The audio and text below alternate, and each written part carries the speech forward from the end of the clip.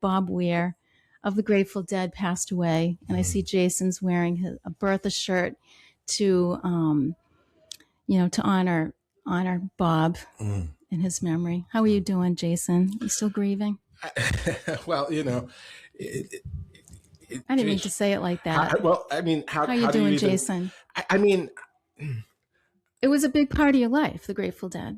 Obviously, we've talked about this, and it's just a never-ending subject, really. Well, I know there's a podcast we did some time ago that explained the history of me and the Grateful Dead. It's called The Grateful Dead Connection. The Grateful Dead Connection. If you listen to that, you'll understand why it was such a big part of my world. All I'm going to say is that it was a shocker, and it's an end to the childhood dream. Losing Bobby at this point, it's the ending. Now, the beginning is there too for so many other countless people that come in the last 5 years, and all these Grateful Dead cover bands that are everywhere. But that's what Jerry wanted. He wanted the music to be played forever. And at first I was like, wow, Bobby brought in John Mayer, and it's so expensive, and I can't really get there at this point because I just can't afford these astronomical tickets. And at first I was kind of like, wow, what's happening here? But then I stepped back and I tuned in psychically, and I realized that Bobby was very smart, because he realized that, a lot of us older Deadheads, we were, some of us weren't financially apt. You're a younger Deadhead. Let's face it. You were a kid. There were some older Deadheads are probably in their 80s now. Well, I don't know about that.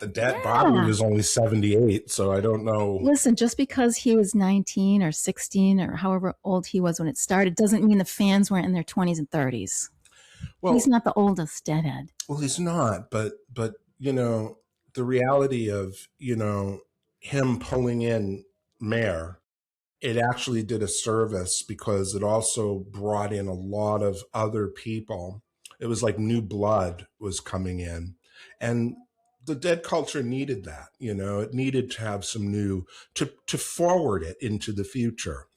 And Bobby also did what was it? Not opera, the conductor thing. Yeah, symphony.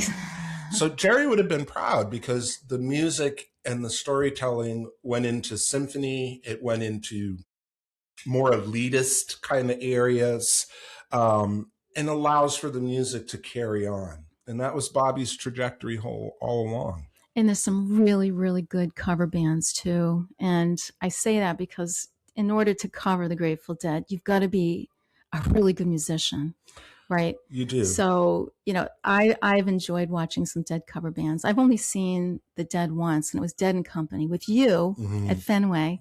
Thank you, Lisa and Steve. Yeah, thank you, Lisa. Little shout out. Yeah, Lisa and Steve's just miracle workers. I mean, I imagine that they're taking this pretty tough too, because they've probably seen hundreds of shows. Yeah, right? But we know Bobby did a good job, and we know that he ended the situation. It's hard for all of us still here, because we never get to see him again in that sense and hear that beautiful voice of his, cater to our spirits. But we still personally have Max Creek, and that band was right from the beginning. They started in 71, and boy, oh boy, they can play the Dead from then, even now, like other bands can't, and they've stayed true. So there still is this place that is a home for us to be a part of. And I know there's a lot of other cover bands, but at the origin, in the beginning, it was Max Creek. There was one cover band called Slipknot, and that was pretty much it. I mean, you had Widespread Panic, you had the Allman Brothers, you had other acts, but it was really Max Creek and the Grateful Dead. And it's still that way for me today. So the music never stopped. It never stopped. Well, I have to say, I've really enjoyed this episode, and it's a new year.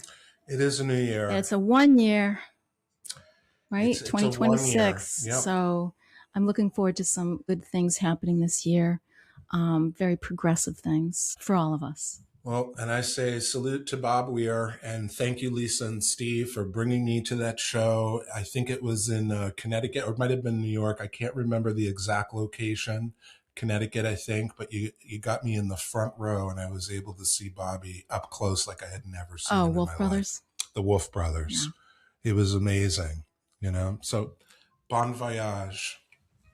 See you, everybody. We'll see you soon. Bye.